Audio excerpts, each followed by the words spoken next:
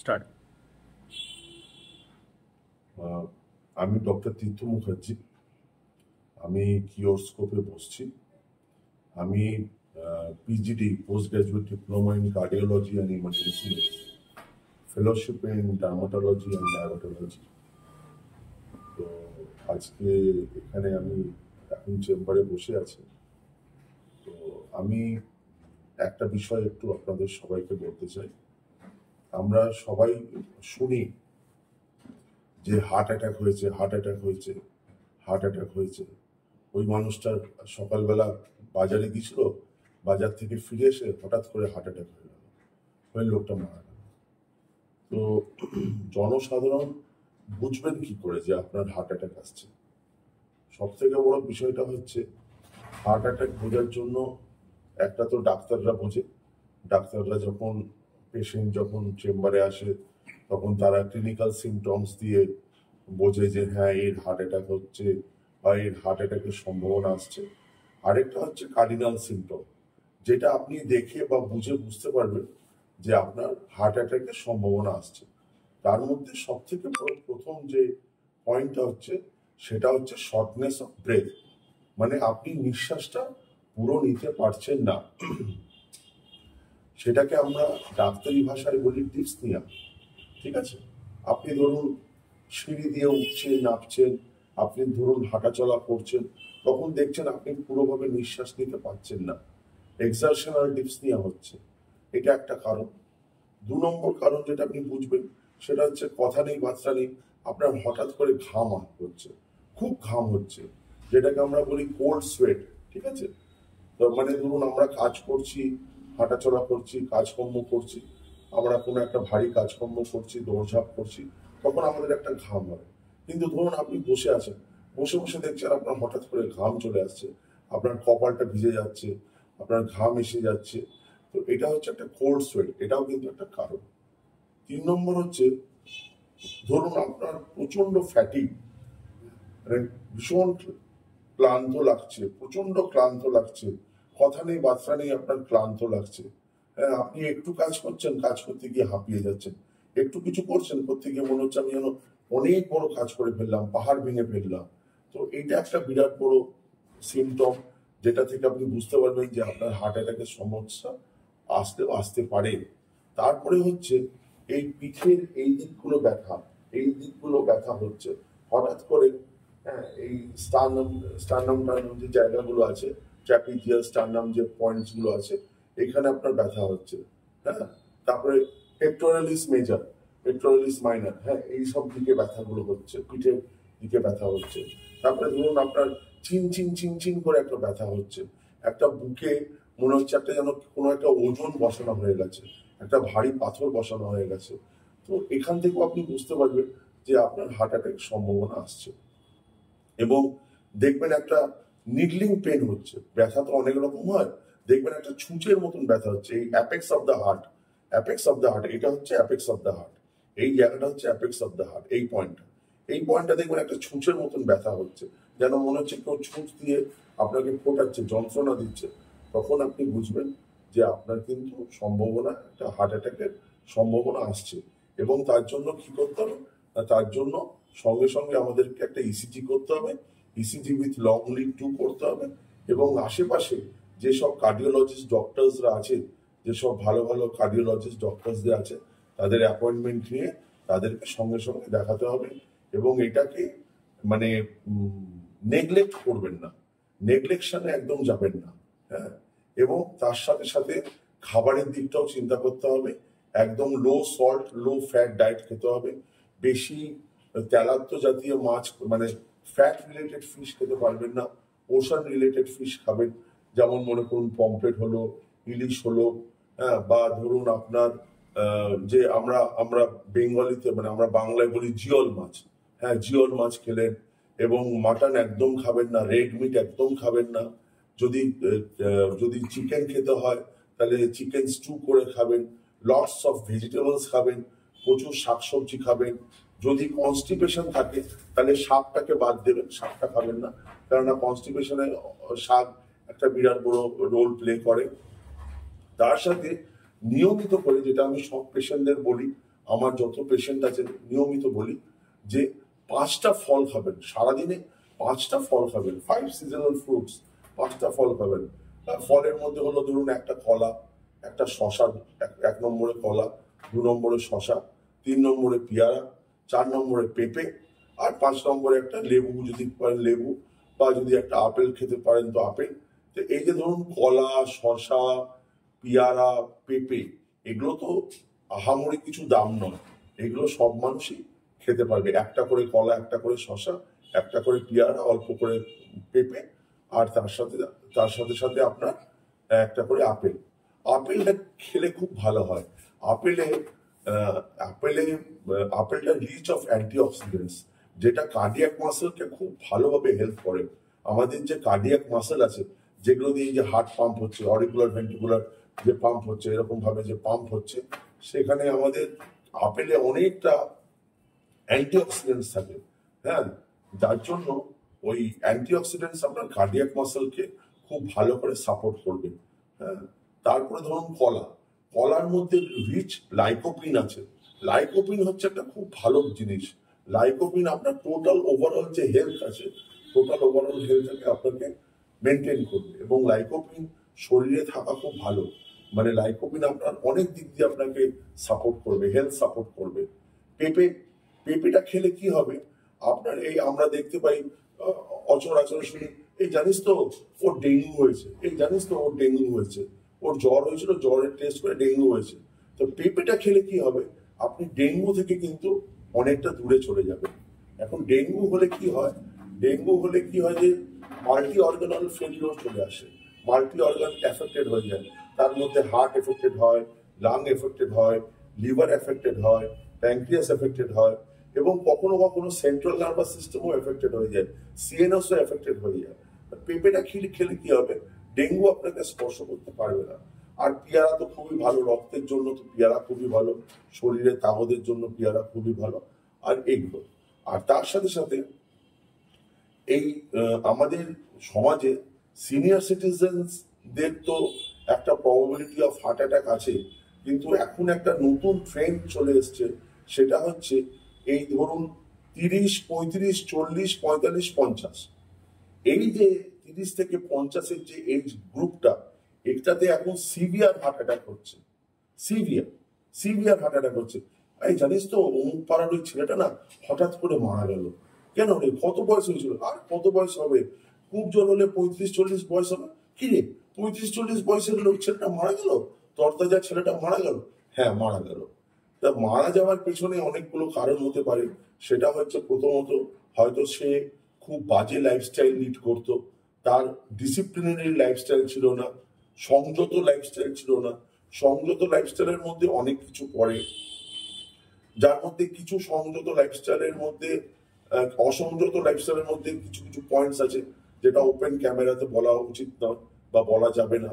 এছাড়া ধরুন smoking, drinking, alcohol, তারপরে টোব্যাকো চুইং, তারপরে প্রচন্ড পরিমাণে ফাস্ট ফুড খাওয়া, হ্যাঁ, হেলদি ফুড না খাওয়া, তারপরে এই এখন এখন একটা নতুন ট্রেন্ড এসছে যে অ্যান্টি এজিং ট্যাবলেটস খাওয়া।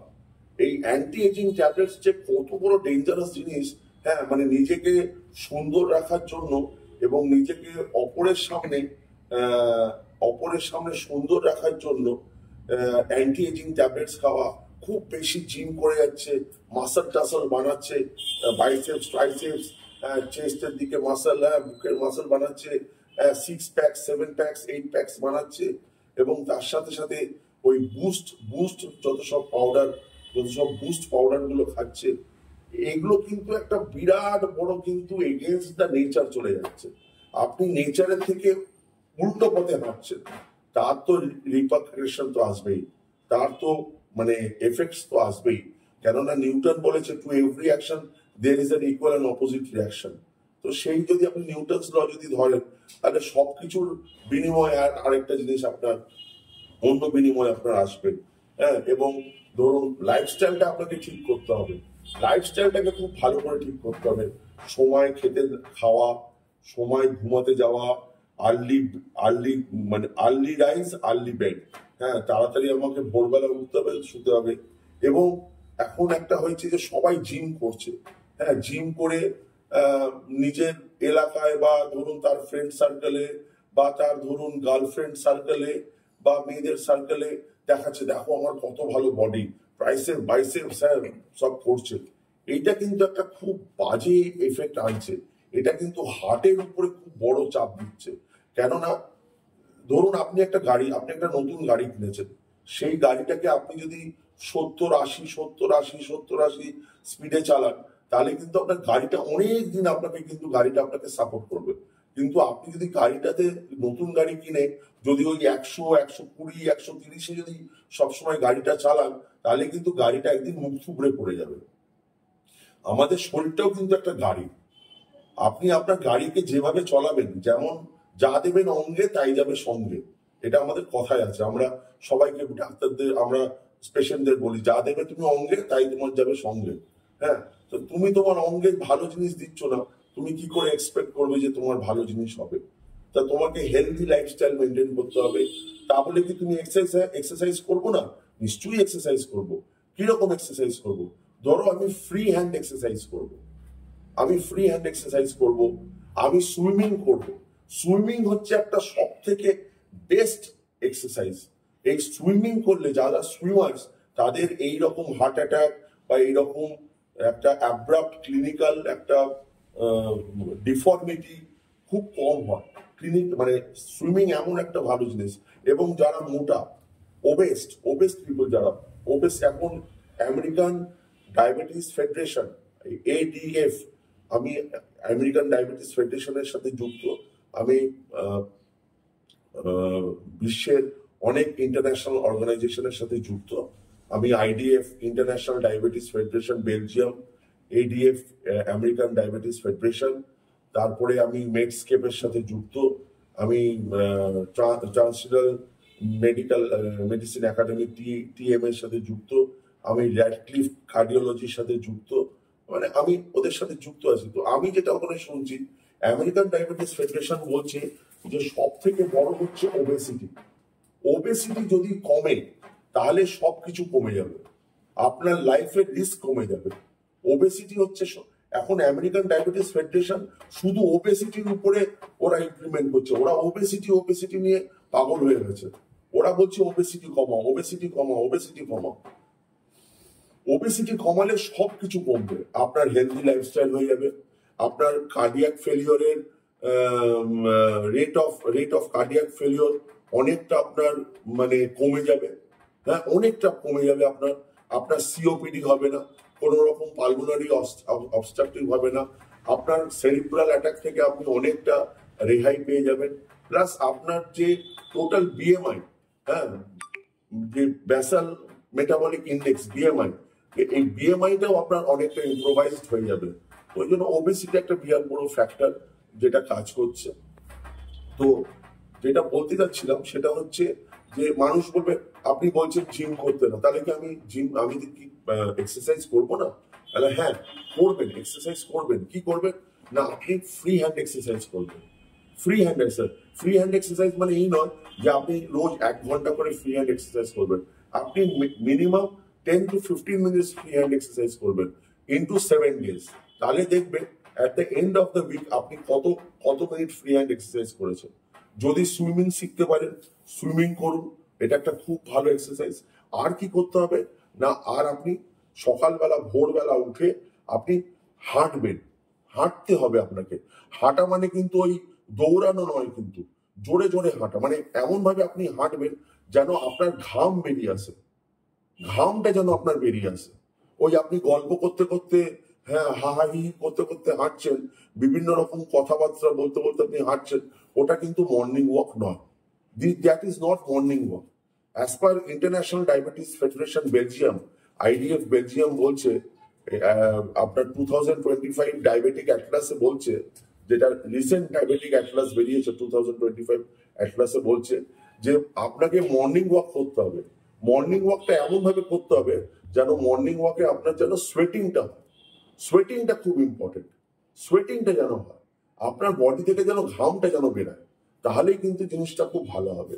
এবং আরেকটা কথা বলছি, সেটা হচ্ছে অনেকের প্রচলন আছে, ধরুন ওয়ার্কআউট করে এলো, ধরুন হেঁটে এলো, হেঁটেই এসে সঙ্গে সঙ্গে হ্যাঁ, হেঁটেই সঙ্গে সঙ্গে কি করলো, এসিতে চলে গেল, এসিতে বসে পড়লো, ফট করে জামা কাপড়টা খুলে দিল, খুলে এসি চালিয়ে বসে পড়লো, ফ্যানের তলায় বসে পড়লো।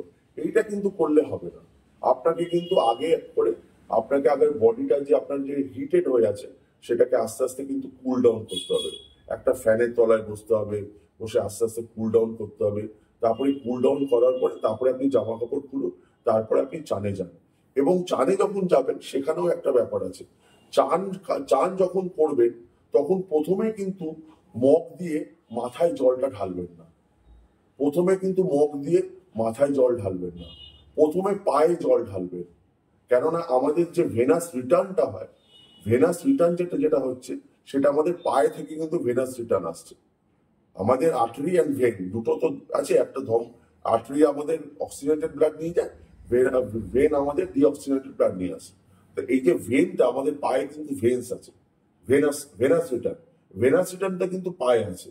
তা আপনি যখন চান করবেন প্রথমে আপনি পায়ে জল ঢালবেন, পায়ে 2-4 মগ ঢালার পরে আস্তে আস্তে আস্তে আস্তে পা থেকে জল ঢালতে ঢালতে ঢালতে ঢালতে উপরে আসবেন, তারপরে মাথায় চান করে টরে করবেন। আর যখন চান করে বেরাবেন কখনো খালি গায়ে বেরাবেন না, তাহলে কিন্তু এক্সপোজার লেগে যাবে। তো একটা কোনো গেঞ্জি বা একটা কোনো শার্ট পরে বেরাবেন। আর খুব হেলদি লাইফস্টাইল লিড করতে হবে, ভালো খাওয়া দাওয়া করতে হবে, ফাস্ট ফুড খাওয়া যাবে না, আগেই আমি সব বলেছি। আর আরেকটা কথা বলছি, সেটা হচ্ছে যদি পারেন খুব কম তেল খাবেন, রান্নায় তেলের পরিমাণটা খুব কম দেবেন, এবং অলিভ অয়েল যদি সম্ভব হয়, যদি পসিবল হয় তাহলে অলিভ অয়েলে রান্না করবেন। অলিভ অয়েলটা খুব ভালো আমাদের হার্টের জন্য, অলিভ অয়েলটা খুব ভালো, ঠিক আছে। Omega 3 fatty acids, flax seed, এগুলো সব অলিভ অয়েলের মধ্যে থাকে, যেগুলো হার্টের যে মাসল ওইগুলোকে একটা প্রোটেকশন দেয়। হ্যাঁ, তো অলিভ অয়েলে রান্না করবেন। আর যত সব সিনিয়র সিটিজেন আছেন, তাদের জন্য আমি একটা কথা বলতে চাই, আমরা যেমন পার্সে টাকা রাখি, আমরা যেমন পকেটে মোবাইল রাখি, আমরা যেমন সঙ্গে ধরুন আমরা বাইরে কাজকর্ম করতে যাচ্ছি, তো আমরা ধরুন ব্যাগ নিয়ে যাচ্ছি, তো ব্যাগের মধ্যে আমাদের টিফিন থাকে, ব্যাগের মধ্যে আমাদের জল থাকে, ব্যাগের মধ্যে আমাদের আরো অন্য জিনিস থাকে, তেমনি ব্যাগের মধ্যে বা ব্যাগের সাথে 3টে ওষুধ রাখবেন। 3টে ওষুধ সবসময় কিন্তু ক্যারি করবেন। প্রথম হচ্ছে অ্যাসপিরিন, ঠিক আছে, অ্যাসপিরিন ট্যাবলেট রাখবেন। তারপর হচ্ছে ক্লপিট্যাপ, 150 দুটো ট্যাবলেট রাখবেন। অ্যাসপিরিনের একটা ট্যাবলেট রাখবেন 335 mg, ক্লপিট্যাপ, প্লেন ক্লপিট্যাপ, ক্লপিট্রোজল, প্লেন ক্লপিট্রোজল 150 পাওয়ারের দুটো রাখলেন। আর অ্যাটোরোভাস্টিন 80 mg রাখবেন। তার সাথে একটা অ্যান্টাসিড ট্যাবলেট রাখলেন, সে র্যান্টাক হোক, ডাইজিন হোক, এজোমোপ্রাজল হোক, বা আপনার যাই হোক না কেন, এজোমোপ্রাজল ট্যাবলেট হলো, বা ধরুন র্যান্টাক হলো, বা ধরুন ডাইজিন হলো, যাই হলো, এই 4টে ওষুধ একটা খামের মধ্যে, যে আমরা ওই ফটোর দোকানে বা যেখানে যাই একটা, বা ওষুধের দোকানে যাই, এরকম ছোট ছোট খাম পাওয়া যায়, ওই খামের মধ্যে এই ট্যাবলেটটা কিন্তু সঙ্গে করে ক্যারি করে রাখবেন। যখনই যদি মনে হয় কারোর হার্ট, হ্যাঁ, এবং তার সাথে সাথে আরেকটা জিনিস রাখবেন, সেটা হচ্ছে পালস অক্সিমিটারটা সঙ্গে রাখবেন। এইটুকু একটা ছোট্ট যন্ত্র, এইটুকু একটা ছোট্ট যন্ত্র মানুষের পকেটের মধ্যে ওর স্থান হয়ে যাবে। ও জিনিসটা কিন্তু এইটুকু, ওর পকেটে স্থান, বিপি অনেকটা বড়, ওটা স্থান হবে না, কিন্তু পালস অক্সিমিটারের স্থান হয়ে যাবে আপনার পকেটে, আপনার প্যান্টের পকেটে হয়ে যাবে। ওই পালস অক্সিমিটারটা কিন্তু খুব একটা ভাইটাল কাজ করে। হ্যাঁ, এই হচ্ছে পালস অক্সিমিটার। দেখুন, এটা হচ্ছে পালস অক্সিমিটার, এটাকে আমরা বলি পালস অক্সিমিটার। এই যে পালস অক্সিমিটারটাকে আমি অন করলাম, অন করে এই ফিঙ্গারটা, এই দেখুন এখানে লাল লাইট একটা জ্বলছে, এই দেখুন লাল লাইট জ্বলছে, এটা কিন্তু আপনাকে মনিটর করবে। এখানে আঙুলটা রাখলাম, দেখে এটাকে আমি অন করলাম, দেখুন এবার রিডিং আসছে কিন্তু, এই দেখুন আপনার SpO2 দেখাচ্ছে, যেমন আমার SpO2 দেখাচ্ছে 96, ঠিক আছে, এবং pulse rate bit per minute PRBM, pulse rate bit per minute দেখাচ্ছে 99, ঠিক আছে, 98, ঠিক আছে, এটা দেখাচ্ছে, ঠিক আছে। যখনই দেখবেন এই SpO2টা 80 নিচে চলে গেছে, এই SpO2টা 80 নিচে চলে যাচ্ছে, তখনই বুঝবেন যে সামথিং সামওয়্যার ইজ রং। এটা কিন্তু মাথায় রাখবেন, ঠিক আছে। এবং এই বিটটা, এই যে পালস রেট বিটটা যখনই দেখবেন যে অনেক হাইতে চলে যাচ্ছে আস্তে আস্তে, মানে ধরুন অ্যাবাভ 100-এ চলে যাচ্ছে, তখন আমরা ওটাকে বলি সাইনাস ট্যাকিকার্ডিয়া। পালসটা যখন ধরুন 90 অ্যাবাভে চলে যাচ্ছে, এখন তো ওয়ার্ল্ড হেলথ অর্গানাইজেশন বলুন বা ইন্টারন্যাশনাল ডায়াবেটিক ফেডারেশন বলুন, এখন আমাদের ব্লাড প্রেশারের যে রেঞ্জটা অনেকটা পাল্টে গেছে, অনেকটা পাল্টে গেছে। আগে যেমন আমরা বলতাম 110 to 120 সিস্টোলিক আর 70 to 80 ডায়াস্টোলিক, এখন 110 to 120 সব জায়গায় দেখা যাচ্ছে না। এখন আমাদের লাইফস্টাইল এমন বাজে লাইফস্টাইল হয়ে গেছে, এত পুয়ার লাইফস্টাইল হয়ে গেছে, আমরা এত উশৃঙ্খল জীবনযাপন করছি, আমাদের মধ্যে কোনো শৃঙ্খলতা নেই। হ্যাঁ, শৃঙ্খলতা মানে কিন্তু অন্য বাজে জিনিস বোঝায় না, কিন্তু শৃঙ্খলতা, উশৃঙ্খলতা মানে হচ্ছে যে আমাদের নিজেদের লাইফস্টাইলটা খুব বাজে হয়ে গেছে। আমরা সময় মতন খাই না, ঠিকভাবে ঘুম থেকে উঠি না, কেউ উঠছে সকাল 10টার সময়, কেউ ঘুমাতে যাচ্ছে রাত্রির 1টার সময়, কেউ খাবার খাচ্ছে রাত্রি 12টার সময়। এটা তো লাইফস্টাইল নয়, এটা তো লাইফস্টাইল নয়, এটা হেলদি লাইফস্টাইল নয়, তো এটা হেলদি লাইফস্টাইল নয়। হ্যাঁ, তো যাই হোক, এই ট্যাবলেটগুলো আমি আবারও বলছি, অ্যাসপিরিন একটা, ক্লোপিট্যাব 150 পাওয়ারের 2টো, এবং অ্যাটোরোভাস্টিন 80 mg একটা, এবং তার সাথে যে কোনো একটা অ্যান্টাসিড, সে র্যান্ট্যাক হোক, ডাইজিন হোক, এসোমোপ্রাজল হোক, যাই হোক না কেন, এটা করে একটা খামের মধ্যে ঢুকিয়ে স্টেপল করে সবসময় নিজের পকেটে রাখবে। যদি আর তার সাথে একটা পালস অক্সিমিটার সঙ্গে রাখবে ব্যাগে। সবাই অফিস ব্যাগ নিয়ে বেড়ায়, একটা ছোট্ট জিনিস রেখে দেবে, এটা দেখবেন। যদি দেখেন আপনার সামনে কারোর কিছু হচ্ছে বা আমি যে সিমটমস গুলো বললাম সেগুলো হচ্ছে, সঙ্গে সঙ্গে তাকে এই ট্যাবলেটটা খাইয়ে একদম তাকে বলবেন চিবিয়ে ট্যাবলেটটা খেতে, জল দিয়ে যেন সোয়ালো না করে, কেননা সেই সময় জল দিয়ে সোয়ালো করলে আমাদের যে গ্যাস্ট্রো ইন্টেস্টিনাল ট্র্যাক্ট আছে, আমাদের যে ফুড পাইপ আছে, সেই ফুড পাইপে আটকে গেলেও আটকে যেতে পারে, তখন আবার অন্য একটা বিপদ ঘটে যাবে। ওই জন্য তাকে বলবেন একদম ভালো করে চিবিয়ে, সে ক্যাপসুল হোক ট্যাবলেট হোক যাই হোক, ভালো করে চিবিয়ে ক্রাশ করে জল দিয়ে যেন গুলে ফেলে। এটাতে কি হবে, যদি আপনি যদি চিবিয়ে খেয়ে নেন, ওটা যখন ভেতরে যাবে তখন ওটা ঠিক জায়গায় খুব তাড়াতাড়ি ভাবে পৌঁছে যাবে, কেননা তার ডিজলভিং যে টাইমটা, সেই ডিজলভিং টাইমটা কিন্তু আর লাগবে না। ও যে গিয়ে ভেতরে ডিজলভ হবে, ডিজলভ হয়ে যে টার্গেট সেলে গিয়ে পৌঁছাবে, টার্গেট পয়েন্টে গিয়ে পৌঁছাবে, সেই টাইমটা কিন্তু বেঁচে যাবে। ওই যে ফ্র্যাকশন অফ সেকেন্ড, ওই ফ্র্যাকশন অফ সেকেন্ডটা কিন্তু বেঁচে যাবে। হ্যাঁ, তো সেটা গিয়ে ওখানে গিয়ে কাজ করবে। এবং এইটা দিলে কি হবে, এটা দিলে একটা পেশেন্ট অনেকটা সময় পেয়ে যাবে। হ্যাঁ, এটাকে আমরা বলি লোডিং ডোজ। আমরা myocardial infarction, coronary attack, atrial Flutter, atrial fibrillation হয়ে যে কার্ডিয়াক অ্যাটাকটা হচ্ছে, এগুলো হয়ে মানে এগুলো গেটওয়ে হয়ে যে কার্ডিয়াক অ্যাটাক তো দুম করে কার্ডিয়াক অ্যাটাক হয় না, একটা পথ, একটা রাস্তা হতে হতে হতে হতে হতে হতে গিয়ে হিট করে দেয়, ঠিক আছে। তো এই যে জিনিসগুলো হচ্ছে, এগুলোতে একটা পেশেন্ট অনেকটা সময় পেয়ে যাবে, কিছুটা হলেও টাইম পেয়ে যাবে। তাতে কি হবে, nearby hospital, nearby nursing home, সেখানে নিয়ে যাওয়া হবে। এবং সেই পেশেন্টটাকে কিন্তু একদম বলবেন মাটিতে লম্বা হয়ে শুয়ে পড়তে, তাকে কিন্তু কোনো চ্যাংদোলা ফ্যাংদোলা করে নয়, অ্যাম্বুলেন্স ডাকবেন, অ্যাম্বুলেন্সের স্ট্রেচারে করে একদম ডিসপ্যাচ করে দেবেন to the nearby hospital ও নিয়ার বাই নার্সিং হোম। এইটাই হচ্ছে ব্যাপার বলা। এইগুলো সব মেনটেন করবেন, এই ওষুধগুলো বলে দিলাম। আর হ্যাঁ, আরেকটা কথা বলছি, যে ধরুন পায়ে যদি এরকম পিটিং ইডিমা হয়, ঠিক আছে, পিটিং ইডিমা মানে হচ্ছে সোয়েলিং। ইডিমা কাকে বলে না, সোয়েলিংটা কি না, আমাদের মাসলস এর ভেতরে, স্কিনের ভেতরে যখন জল জমে যায় তখন আমরা ওটাকে বলি সোয়েলিং। ইডিমা হয়েছে, কি হয়েছে না, পাটা ফুলে গেছে, হাতটা ফুলে গেছে, ওর ভেতরে মানে আমাদের সাবকিউটেনিয়াস লেয়ারের ভেতরে জল দেখা যাচ্ছে, পাটা ফুলে গেছে। তো এটাকে যদি ইডিমাটা যদি আমি যদি এরকম প্রেস করে যদি জিনিসটা যদি ঢুকে যায়, তাহলে ওটা হচ্ছে পিটিং ইডিমা। আর যদি যদি না কিছু ঢোকে, নন পিটিং ইডিমা। ঠিক আছে? তা যদি ইম্পেন্ডেন্টেশন যদি হয়, তাহলে যদি এরকম যদি দেখেন যে পায়ের উপরে এইরকম ভাবে আমি টিপছি, ইডিমা হয়ে যাচ্ছে, মানে ঢুকে যাচ্ছে, তাহলে ভাববে যে একটা